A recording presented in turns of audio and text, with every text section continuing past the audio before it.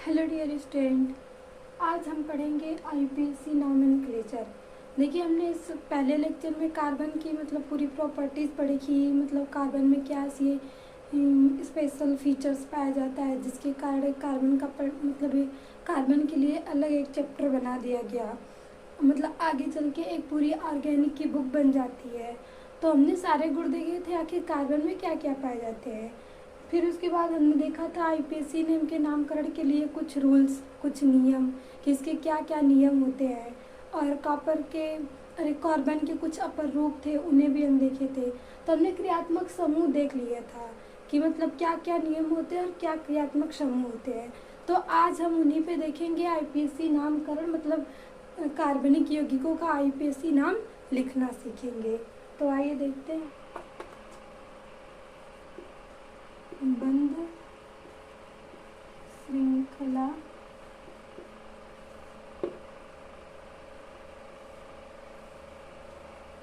Closed चैन, इसको हमने समचक्रीय और विषमचक्रीय में बांटा था।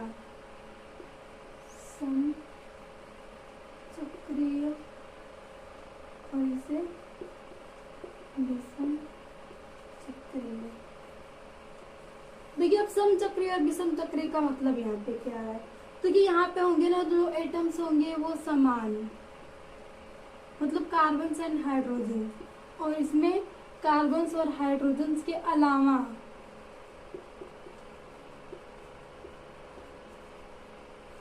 अलावा जो एटम्स आ जाते हैं, जैसे कि ऑक्सीजन आ गया, नाइट्रोजन आ गया, फास्फोरस आ गया, तो हम उसे बोलते हैं कि वो विषम चक्रीय है। और इसमें भी देखिए, हम देखेंगे एक होता है केवल चक्रीय और एक जो बेंजीन। एक बेंजीन की देखिए, बेंजीन आगे हम देखते हैं बेंजीन क्या होता है। और बेंजीन से तो आगे पूरी केमिस्ट्री तो बेंजीन, फिर उधर हमें बेंजीन के बारे में पढ़ना है तो हम देख लेंगे। तो देखिए, जो बंद होती है, तो मान लीजिए हम कोई भी करेंगे तो वो बंद श्रृंखला हम कैसे करते हैं, ऐसे बना सकते हैं त्रिभुज। यहाँ पे हम डॉट लाइट स्ट्रक्चर पढ़े थे ना, तो त्रिभुज बना दिए। तो यहाँ पे CH होगा, CH3 होगा, यहाँ पे CH3 होगा, यहाँ पे CH3 होगा। या तो हम इसे 5 नंबर की श्रृंखला से बना सकते हैं। ये हो गया। देखिए, यहाँ पे ये सभी सिंगल बॉन्ड द्वारा जुड़े हुए हैं। वहाँ पे हम CH3 जोड़ सकते हैं, यहाँ पे हम CH3, यहाँ पे CH3, यहाँ पे CH3, यहाँ पे CH3, ये ऐसे जुड़े हुए हैं। अब देखिए, इसका नाम क्या हो सकता है। तो यहाँ पे ये 3 कार्बन है और जुड़े हुए साइक्लो। तो हम इसमें अभी इसका रूल्स होता है कि हम साइक्लो लगा देते हैं। जैसे यहाँ पे कितने नंबर के कार्बन है, 3, तो हम साइक्लो, और सभी सिंगल बॉन्ड द्वारा जुड़े हैं तो हम साइक्लो प्रोपेन। तो इसका हम नाम, जो भी हमें बंद श्रृंखला आती है तो हम आगे लगाते हैं साइक्लो। इसमें जो पूर्व लग्न होगा बंद श्रृंखला में, तो वो हम जोड़ देंगे साइक्लो।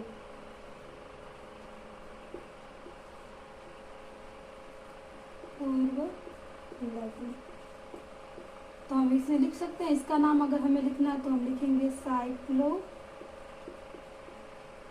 कितने, 1 2 3 प्रोपेन। ये 5 नंबर की का बंद श्रृंखला है, तो हम इसको लिख सकते हैं साइक्लो पेंटेन। ये होता है बंद श्रृंखला। हमें 6 नंबर की अगर दे दे, ऐसे सिंगल बंद द्वारा जुड़े हो, मान लीजिए ये संरचना भले ये दिख रही, ये 6 नंबर के कार्बन ऐसे बस ये जुड़े हो हेक्सागोनल। यहाँ पे CH3, CH3, CH3, ये हेक्सागोनल जुड़े हुए हैं। तो ये 6 नंबर के कार्बन है, तो हम इस पे लिख सकते हैं साइक्लो हेक्सेन। ये होता है, बस हमें साइक्लो जोड़ना होता है। और यहाँ पे हम जो भी हो कार्बन देखना है किस बिंदु द्वारा जुड़े हैं, तो हम इसे लिख देते हैं साइक्लो हेक्सेन। और देखिए, ये समचक्रीय वाला आ जाता है, तो इसमें इसका अलग अलग नाम, जैसे मान लीजिए समचक्रीय कैसा होगा, ये हमने लिया था कि ये साइक्लो पेंटेन है। तो हम यहाँ पे कोई O ला के जोड़ देंगे, और यहाँ पे तो CH3, CH3, CH3, CH3 ऐसे रहेगा, तो इसी को हम बोलते हैं कि ये विषम चक्रीय के अंतर्गत आते हैं। तो ये हो गया मतलब बंधन श्रृंखला में क्या होता है। और देखिए बेंजीन क्या होती है, मतलब बंधन श्रृंखला में क्या होता है, और देखिए बेंजीन क्या होती है।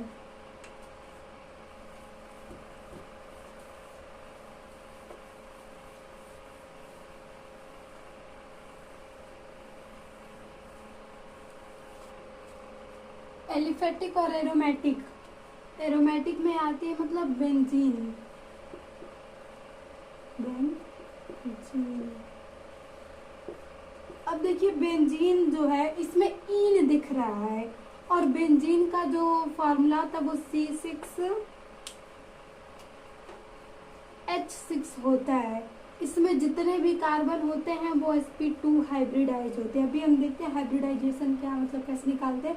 हमने केमिकल बॉन्डिंग में देखा था कि हाइब्रिडाइजेशन क्या होते हैं। तो इसमें बेंजीन की संरचना हम ऐसे बनाते हैं, डॉट लाइन स्ट्रक्चर द्वारा हम इसे ऐसे दिखाते हैं। इसमें डबल बॉन्ड है, और यहाँ पे जितने भी कार्बन है वो CH CH CH CH CH CH। देखिए अगर हम बैलेंसी देखने जाए तो 1 2 3 4 1 2 3 4 1 2 3 4, तो सबकी बैलेंसी पूरी है। और ये होती है बेंजीन की संरचना, इससे ही हम बोलते हैं बेंजीन। और यहाँ पे कोई भी क्रियात्मक समूह लगाते जाएं, अगर हमें यहाँ पे अगर नाम लिखना हो, मान लीजिए बेंजीन ऐसे दे दिया गया और ऊपर क्रियात्मक समूह जोड़ दिया CHO, तो देखिए ये एल्डिहाइड है, तो हम सबसे पहले लिख लेंगे कि ये बेंजीन है,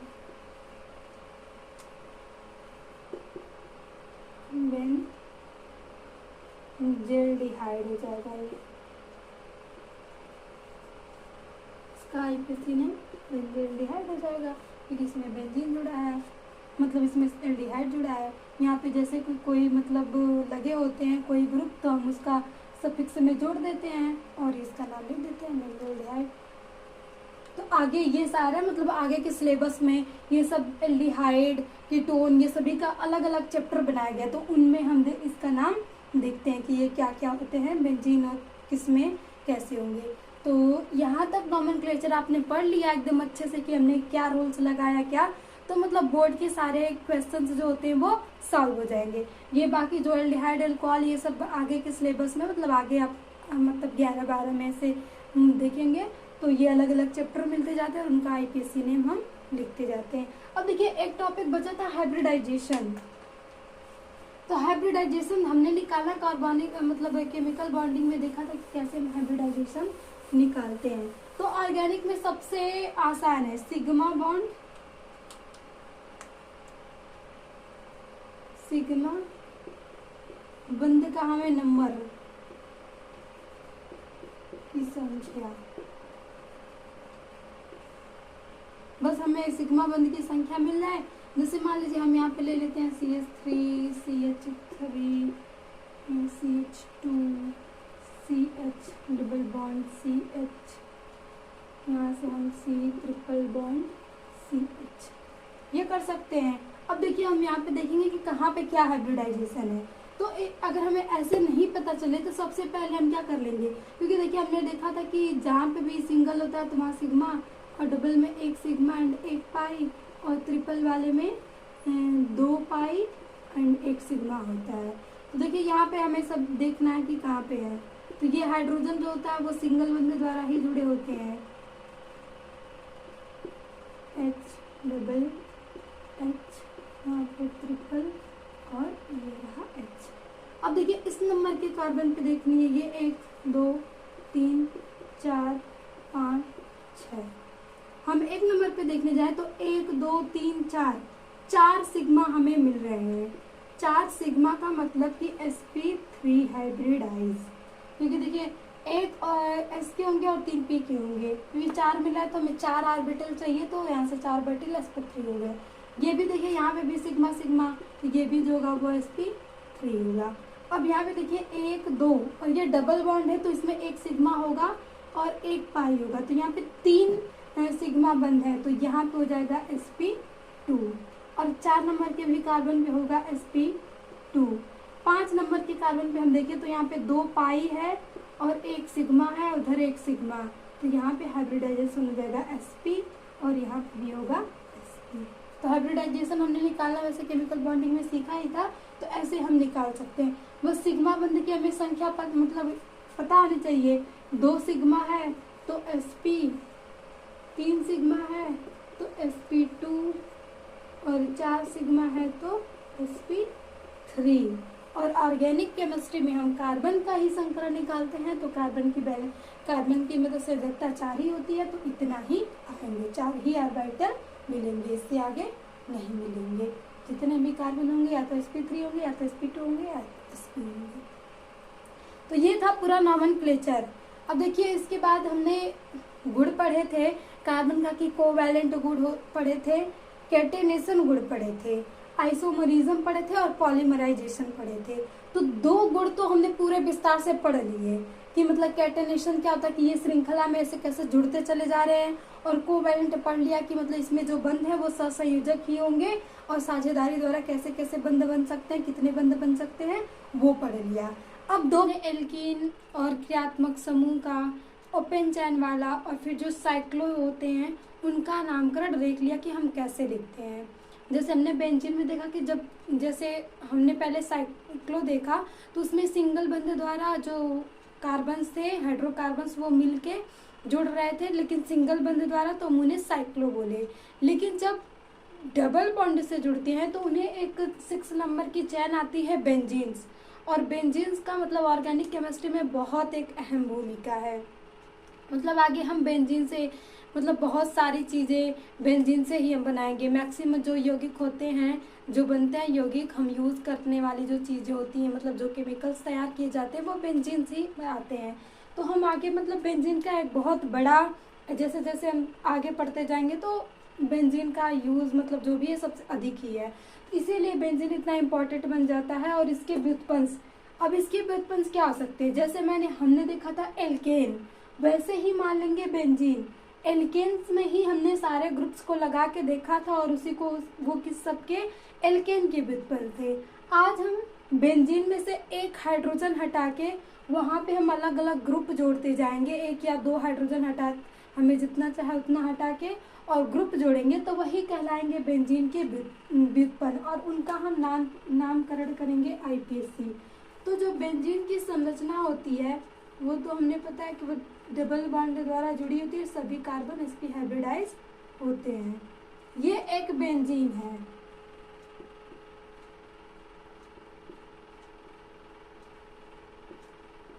इसका IPC ने मतलब और वैसे एक बेंजीन नाम दे दिया।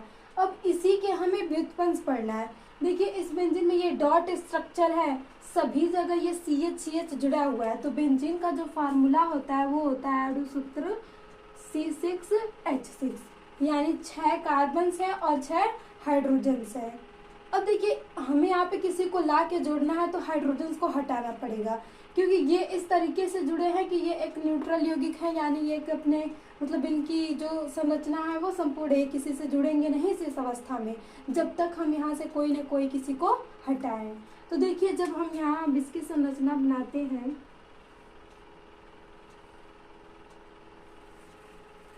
तो हर जगह CH होता है यहाँ पे, तो हम यहाँ से एक CH को हटा देते हैं और यहाँ पे मान लीजिए हमने क्लोरीन जोड़ दिया, तो अब इसका नाम क्या आ जाएगा। जो भी क्लोरीन होते हैं तो हमें पता है कि उन्हें हम सबसे पहले लिखते हैं, तो हम या तो लिख सकते हैं इन्हें, अगर अच्छे से लिखे तो 1 क्लोरो बेंजीन। 1 नंबर के कार्बन में लग गई बेंजीन तो हम बोलेंगे 1 क्लोरो बेंजीन। यहीं पे अब मान लीजिए एक पहला व्युत्पन्न हो गया, हम जितने भी हैं सभी को लाके जोड़ सकते हैं। यहाँ पे क्रियात्मक समूह जितना हमने पढ़ा, यहाँ पर हमने CHO जोड़ दिया तो इसका नाम हम लिख सकते हैं या तो बेंजेल्डिहाइड,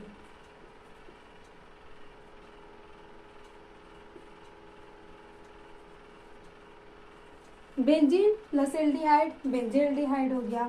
अब हम दूसरा यहाँ पे क्रियात्मक समूह को जोड़ें,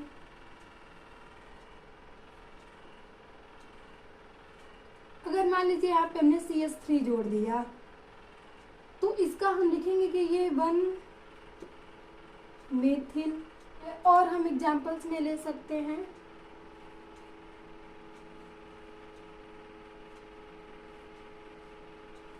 यहाँ देखिए, हम जहाँ भी जोड़ रहे हैं तो वो मतलब इसका हम हाइड्रोजन को हटा के ही जोड़ते हैं।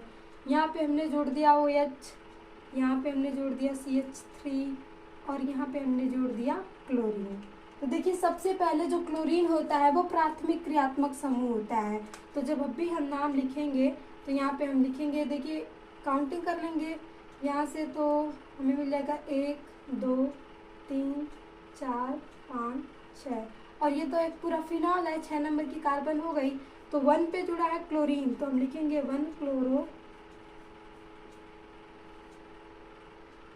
और 1 क्लोरो 3 मेथिल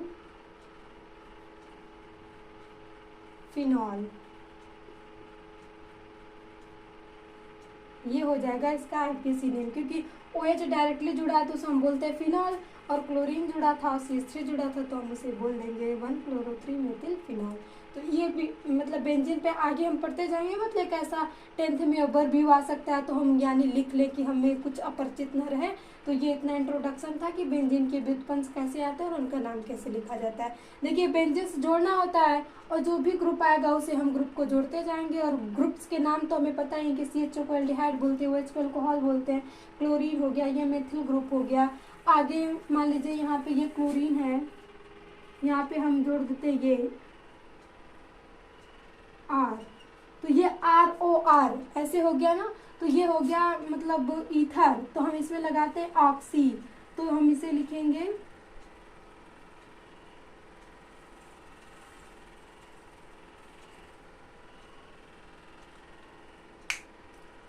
यहाँ पे हम इसका IPC नेम जब लिखते हैं तो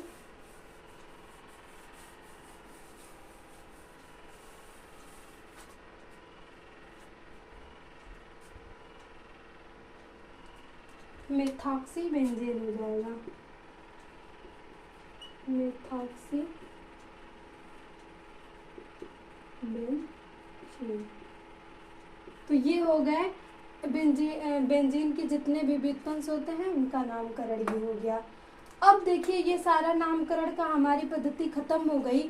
अब आगे हम पढ़ेंगे समावेत्ता एंड पॉलीमराइजेशन, तो हम उसको नेक्स्ट लेक्चर में कवर करने की कोशिश करेंगे। समावेत्ता क्या होती है, मतलब कितने प्रकार की होती है और कैसे हम देखते हैं समावेत्ती और किन्हें बोलेंगे, और उन पे कुछ क्वेश्चन सॉल्व करेंगे। और वैसे ही पॉलीमराइजेशन पे भी करेंगे कि आखिर पॉलीमराइजेशन क्या होता है।